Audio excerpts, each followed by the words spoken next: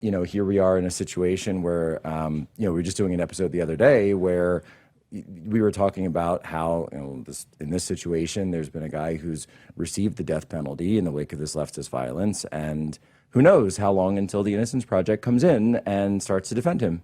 Yeah, unfortunately, when it comes to any progressive entity, organization, or even just idea, you get closer to the truth by taking them at the opposite of what they mean. So when they say love, they actually mean hate. When they say tolerance, they actually mean intolerance. And when they say innocence, they typically mean guilty. And the Innocence Project takes up the cause of typically, I think, very guilty people and just tries to get them off death row. I call them the Innocence Project. There you go. That's good. Yeah, yep. It took me a while to come up with that. I went pretty hard on them back in the day on Rodney Reed because that story was coming around, and there were some people, by the way, even on like the conservative side, that it's hard, Jack, that got a little twisted up on that one, and then I just started reading the evidence, and I was like, no. No, I'm so glad that you're willing to talk about that because, there aren't very many people on our side who are willing to wade into that conversation, but we need to, rightly ordered justice matters. And this is why. Because I've gone through stuff like that, and you have as well, and in cases that we weren't related to, that we were much more impartial on, having no idea that we'd be faced with one ourselves, is that it's like, I feel like in a way I was preparing myself for trying to figure out what happened here in a case where it's my friend who was the victim, and I have friends who were the eyewitnesses, and I don't even know how to put it into words. You know what I mean, though? Yeah, I know what you mean. I'm curious to hear what you think, the balance of all of us, we want the truth, and no one thinks that you should just take whatever the government tells you as absolute truth. Ever. So you want to ask questions, but at the same time, it can be so easy to go down these rabbit holes of paranoia. Is it this? Is it that? So how do you balance that of critical thinking, asking questions without going down the conspiracy route? Well, it all for me. It just comes back to evidence. I just say, what actual evidence do we have? And if you stick with that and you use that hard evidence as your, I really don't want to say lodestar, but if you use it, or North Star, but if you use that as your rubric, if you use that as your litmus test, it really prevents you, because it could always be something else. Anything could be something else. But if you say, all right, do I have evidence of this?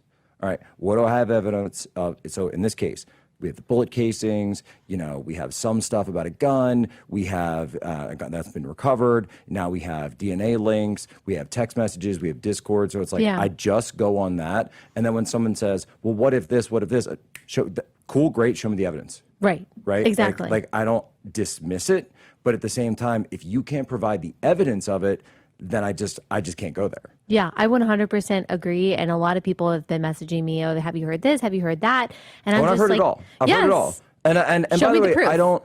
I don't try to shut that down either, unless there's something where, because this horrific turn of events, I find myself, and we're in this case where, we know people who were there, and you can walk around, and it's been so amazing seeing the fact that the staff of this building that we're sitting in right now has come in every day. Yeah. The staff over at the Turning Point Center, they've come in every day. Yeah. They're right here. They're willing to work, even having gone through that grief themselves. Yeah. But they're staying on mission. And so as certain things have bubbled up, I can go over, hey, what's this thing? And one of the big ones, was Charlie wearing a vest? He wasn't, and that was something where it was like, we weren't sure at first, and you ask around, and there you go. And it's one of those things where it's like, I wish he was.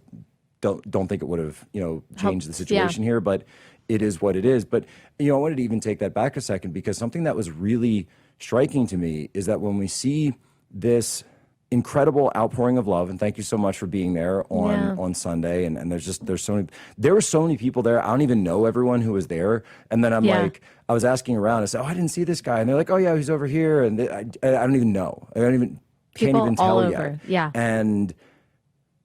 And it was such an outpouring of love and such an outpouring of goodness and godliness and the Christian gospel on full display, with Erica's incredible Christian witness that she performed, and the hard work that she performed in doing that.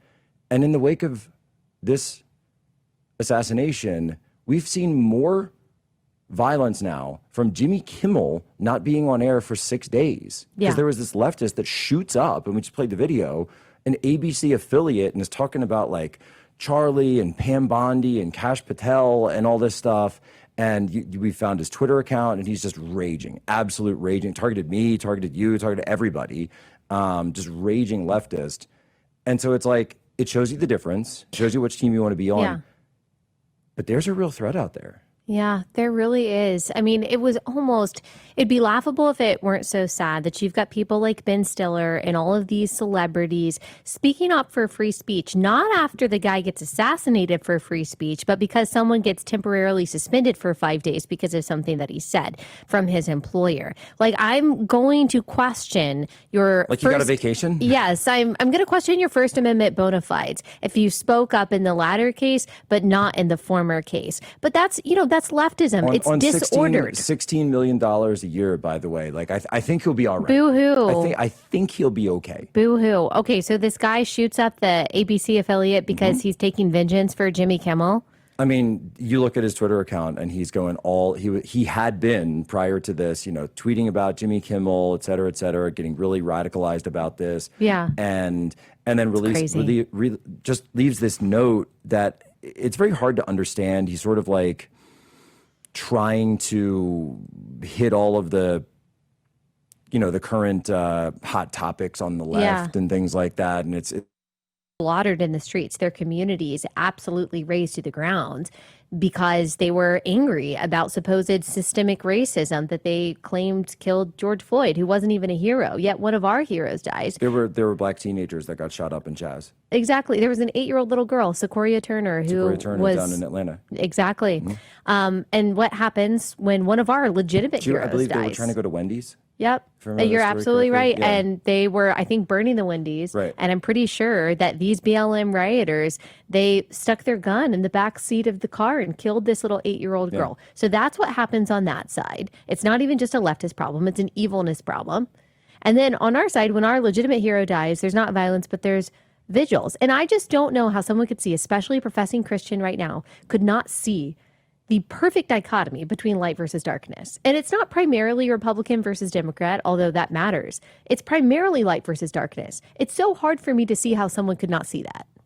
I think the vast majority of people do see it, but I also think this is what, so I posted this last night, and this is a classic tactic of the left. It's also well known in psychology from narcissists, which is called DARVO, the great DARVO tactic: deny, attack, reverse, victim, and offender. So this is something that's known, and by the way, men and women, right? It's and people talk about it in relationships all the time. But what you're seeing, of course, is because something horrible happened to Charlie, they have to deny what happened. They have to attack Charlie, and then they reverse the victim and offender. So they have to somehow become the victim. So Jimmy Kimmel, right, becomes the victim, and it's Republicans' fault. It's Charlie's fault. And what was Jimmy doing? He was blaming MAGA. He was saying, "This is, you guys did this. It was not one of us. It was definitely one of you." By the way, Charlie, and this is where you get like the cluster B responses of it didn't happen.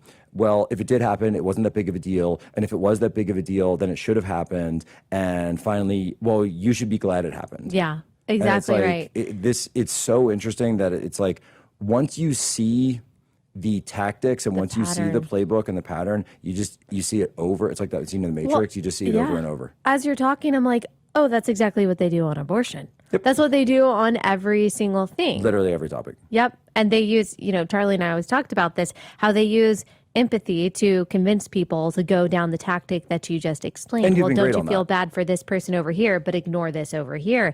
It's a distortion. It's total distortion. So, and it typically, it's very feminine, by the way. So what they'll do is they'll take the normal female nurturing impulse, which is obviously in a rightly ordered society is for family and children, and that's like women love gardening, and nurturing. Like my wife, like she's like, I'm like, why do you want to go and plant stuff and grow it? And I'm like, it's caretaking, and I'm like, yeah, it's care, and that's female. I'm like, I just don't have that. I'm like, I get that she likes it, fine, so not into it. Yeah, and I'm like, I want to build something. I want to go out and do something. I want to go out and, and if anyone's messing with us, then I got to go take care of that too. And, but if you disassociate that from the family, which requires, billions of dollars of propaganda and decades upon decades of cultural conditioning, which been able to pierce the veil like a little bit, at least, then what you're doing is you're switching that over to quote unquote marginalized groups. Yeah. So a marginalized group like an at-risk pregnant teen or an illegal alien who's living in the shadows trying to just find a better life for themselves, or the marginalized transgender community. And so you're taking that caretaking impulse, which is good, and switching it to something that ultimately is either negative for society, negative for the person involved, and then can become extremely negative for anyone who gets targeted as in the way, which seems like what is the case with Charlie, with what happened here. 100%. That is spot on. I call it misplaced mothering because naturally we have this mothering instinct. It's why girls play with dolls when we're growing up. Well, that doesn't go away. It's going to channel itself towards something. Ideally, it channels itself towards children or women who are called not to get married, channels itself towards maybe discipleship, caring for children in other ways. But when you are not channeling that mothering instinct towards kids, you'll channel it towards animals, you'll channel it towards your profession, you'll channel it towards plants, or you will channel it towards political causes. And so you take under your wing the illegal migrant or the trans person, and you become in your mind their mama bear. Well, we know how mama bears react when someone tries to hurt their cubs. They're vicious. And so all of these liberal women have misplaced mothering, and they're acting defensive about these people that they don't actually know out of a disordered motherhood instinct.